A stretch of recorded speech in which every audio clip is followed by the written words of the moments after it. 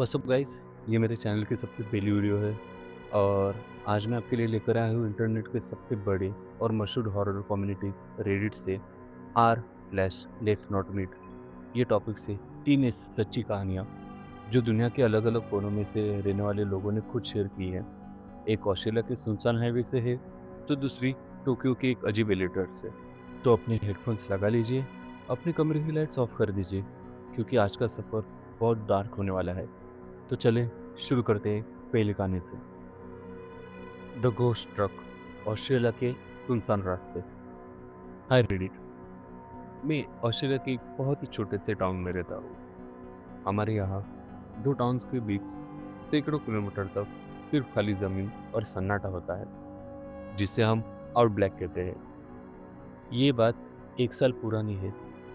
मैं रात के 1 बजे अपनी कार से घर वापस आ रहा था। पूरा रास्ता सुनसान था, दूर दूर तक कोई स्ट्रीट लाइट नहीं थी।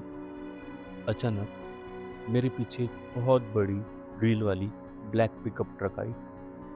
उसने अपनी हेडलाइट्स इतनी तेज कर रखी थी कि मुझे रियर व्यू मिरर में कुछ दिख ही नहीं रहा था।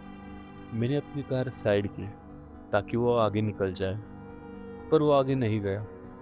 उसने मेरी कार के बिल्कुल पीछे अपनी ट्रक लगा दी। लिटरली कुछ इंचेस का फासला था। अगर मैं ब्रेक मारता तो मेरा एक्सीडेंट पक्का था। मैं थोड़ा डर गया, अपनी स्पीड बढ़ा दी।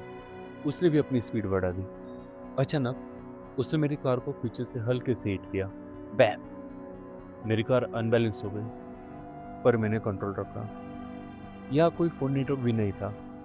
वो ट्रक बार बार मुझे हिट करने की कोशिश कर रहा था, जैसे मुझे सड़क से नीचे उतरना चाहता हूँ। करीब 30 मिनट तक वो मौत का खेल चलता रहा। आखिर में एक 24 आवर गैस स्टेशन दिखा। मैंने बिना सोचे समझे कार को पूरी स्पीड में उस गैस स्टेशन के अंदर घुसा दिया। वो ट्रक गैस स्टेशन के बाहर रुका, एक बड़ा सा हॉर्न बजाया और अंधेरे में गायब हो गया। आज तक मुझे नहीं पता वो कौन था और क्या चाहता था। To that Australian trucker, let's never meet again. The elevator game, Tokyo का वो एलिवेटर। ये इंसिडेंट टोक्यो का है। मैं यहाँ एक कॉर्पोरेट ऑफिस में काम करती हूँ और एक हाई राइज अपार्टमेंट के 14 फ्लोर पर अकेले रहती हूँ। जापान को बहुत सेफ माना जाता है, इसलिए मैं रात को बेखौफ घूमती थी, बट नॉट एनी मोर। एक रात मैं 12 बजे के बाद बिल्डिंग के लॉबी में पहुंची। एलिवेटर पहले से ही वहाँ खड़ा था। जैसे ही मैं अंदर गई, एक लंबा आदमी जिसने ब्लैक सर्जिकल मास्क पहना था, जो जापान में नॉर्मल है, मेरे पीछे अंदर आया। उसने कोई फ्लोर बटन नहीं दबाया, बस चुपचाप पीछे खड़ा हो गया। मुझे अजीब लगा तो मैंने पूछा, आपको कौन से फ्लोर पे जाना है? उसने कोई जवाब नहीं दिया। मैंने डरते हुए 14 फ्लोर दबाया। एलिवेटर ऊपर जाने लगा। सन्नाटा इतना था कि मुझे उसके सांस लेने की आवाज़ आ रही थी। 14 फ्लोर आया, डोर्स खुले, मैं बाहर निकली और अपने फ्लैट की तरफ बढ़ने लगी। मुझे पीछे से कदमों की आवाज़ आई। मैंने मुड़कर देखा, वो आदमी भी एलिवेटर से बाहर आ चुका था और धीरे धीरे मेरे ही पीछे चल रहा था। मैं भागकर अपने डोर के पास पहुंची, जल्दी से की डाली, अंदर गई और डोर लॉक कर दिया। शुरू में मुझे लगा शायद वो मेरा पड़ोसी होगा, पर अगले ही पल मेरे डोर का हैंडल जोर जोर से ऊपर नीचे होने लगा। वो दरवाज़ा खोलने की कोशिश कर रहा था। उसने एक बार भी बेल नहीं बजाई, बस हैंडल तोड़ने की कोशिश करता रहा। मैंने तुरंत सिक्योरिटी को इंटरकॉम पर कॉल किया। जब सिक्योरिटी ऊपर आई, वो जा चुका था।